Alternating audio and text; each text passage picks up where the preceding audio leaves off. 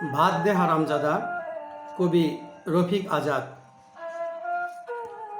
ভীষণ ক্ষুধার্ত আছি, উদরে শরীর বৃত্ত বেপে অনুভূত হতে থাকে প্রতি পলে সর্বগ্রাসী ক্ষুধা।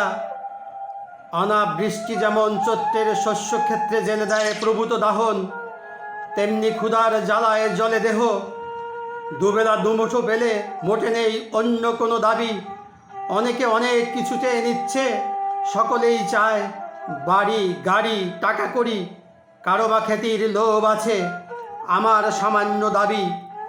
উড়ে যাচ্ছে পেটের প্রান্তর, ভাত চাই এই চাওয়া সরাসরি।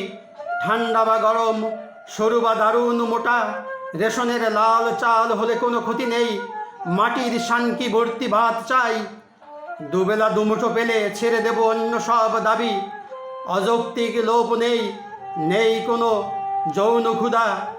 চাইনি তো নাবি নিম্নে পড়া শাড়ি, শাড়ির মালিক যে চায় সে নিয়ে যাক। যাকে ইচ্ছা তাকে দিয়ে দাও, জেনে রাখো আমার ওসবের কোনো প্রয়োজন নেই। যদি না মেটাতে পারো আমার সামান্য এই দাবি, তোমার সমস্ত রাজ্যে দক্ষযজ্ঞ কাণ্ড ঘটে যাবে। ক্ষুধার্তের কাছে নেই ইষ্টানিষ্ট আইন কানুন।